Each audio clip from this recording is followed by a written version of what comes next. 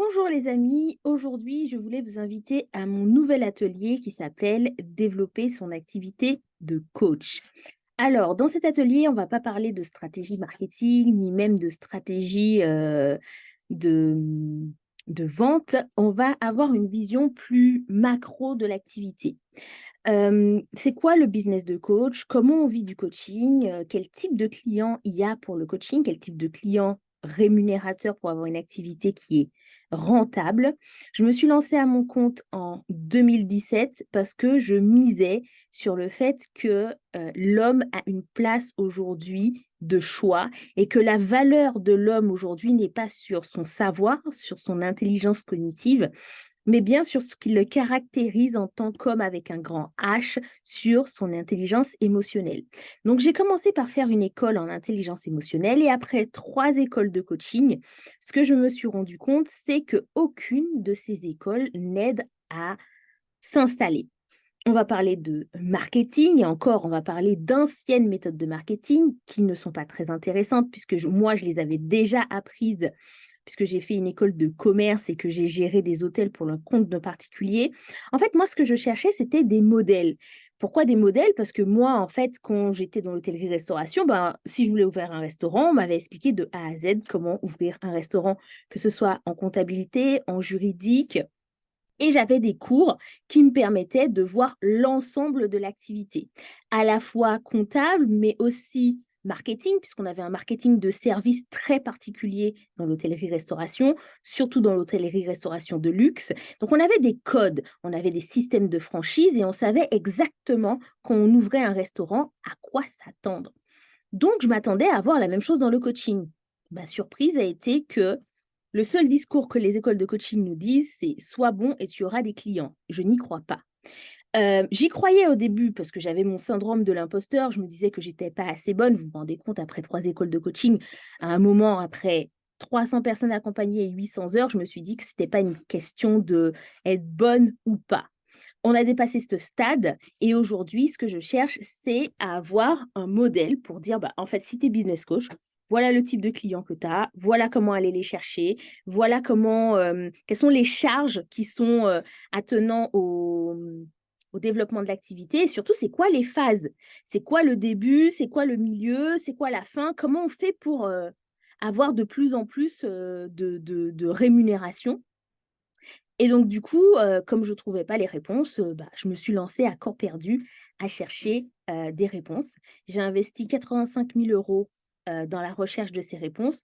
Bien sûr, j'ai acheté des écoles de coaching. J'ai essayé de les modéliser pour voir ce qu'elles vendaient et comment elles le vendaient.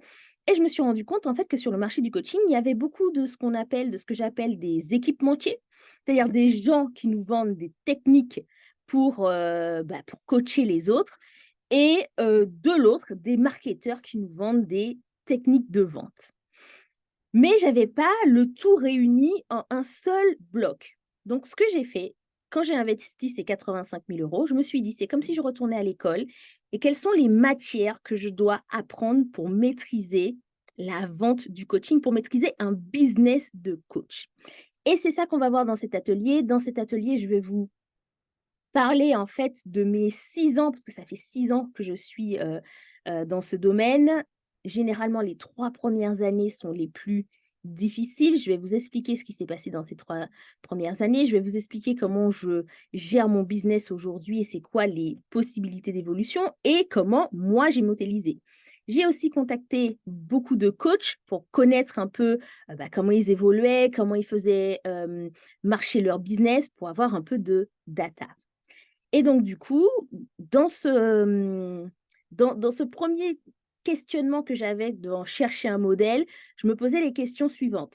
Quelles sont les charges associées à l'activité de coach? Tout le monde nous dit que, voilà, on passe notre temps, mais y a-t-il seulement du temps?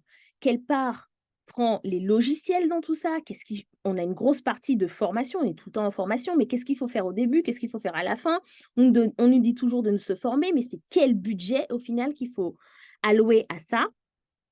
Quels sont les autres métiers et les autres casquettes que je dois enfiler, parce qu'il ne suffit pas juste d'être coach et de coacher pour avoir des clients.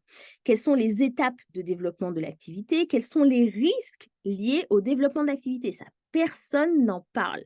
Est-ce qu'il y a un type de marketing associé à cette activité? À force de tester, ben, j'ai trouvé des choses qui marchaient, je vais vous en parler. Quels sont les prestataires avec lesquels je vais devoir avoir faire?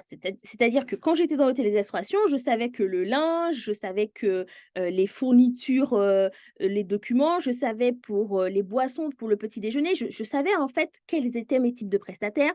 Je savais qu'il fallait que je deal avec Booking. Là, en fait, je suis un peu perdue. En fait, j'étais un peu perdue et à force de tester plusieurs types de prestataires, d'aller chercher, ben, j'ai trouvé plusieurs modèles et j'ai analysé en fait ma progression et c'est ça que je vais vous partager. Combien je dois payer ces prestataires? Qu'est-ce que je dois déléguer? Sur quoi je dois me former? Quelles sont les marges pratiquées dans ce secteur d'activité? Donc j'avais beaucoup de questions et du coup, je suis allée chercher des réponses comme je vous l'ai dit et dans cet atelier, qu'est-ce qu'on va voir? Je vais vous parler de plusieurs choses. Je vais vous parler alors c'est fait pour les profils qui sont coach consultant, coach formateur ou coach thérapeute. Le but, en fait, c'est vraiment d'allier l'activité de coaching à une autre activité. Moi, je crois beaucoup au potentiel marché aujourd'hui d'une double compétence. Se vendre en tant que coach, pour moi, il n'y a plus de marché. C'est terminé. Je vais vous expliquer pourquoi. Je vais vous expliquer les chiffres que j'ai sur ça et pourquoi j'affirme qu'aujourd'hui, si vous voulez vous vendre en tant que coach, il n'y a plus de marché. Je vais vous expliquer comment cette double compétence, vous pouvez la vendre sur le marché et en quoi, elle a beaucoup de plus-value aujourd'hui. C'est là que vous allez aller chercher beaucoup de cash. Je vais vous expliquer donc 3 trucs, l'évolution du marché sur les 30 dernières années, que vous compreniez bien les gens qui se forment au coaching, pourquoi ils se forment au coaching, pourquoi il y a tant de coachs aujourd'hui sur le marché. Les 3 grandes phases de développement de l'activité et les 3 grosses problématiques et difficultés que vous aurez à chaque étape et ensuite les 7 étapes pour faire grandir votre business. C'est-à-dire une fois que vous avez fait le premier palier, le deuxième palier le plus urgent, c'est quoi? Le troisième palier le plus urgent, c'est quoi? Parce que souvent, on nous dit le business en ligne, les formations en ligne et on ne sait plus où donner de la tête. On commence plein de choses et au final, on ne sait pas comment les terminer et surtout si elles vont se vendre. Donc moi, j'ai mis 85 000 € à faire des erreurs.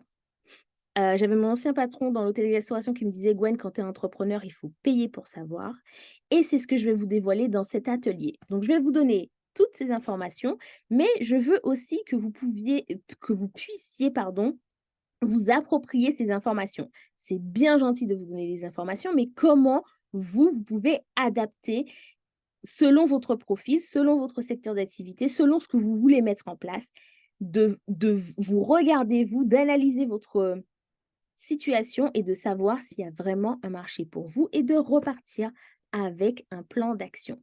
C'est pour ça que dans l'atelier qui va durer 2 heures, il n'y a que 9 places parce qu'on va prendre le temps d'aller voir la situation de chaque personne et concrètement de rentrer dans le détail pour voir qu'est-ce que vous pouvez faire.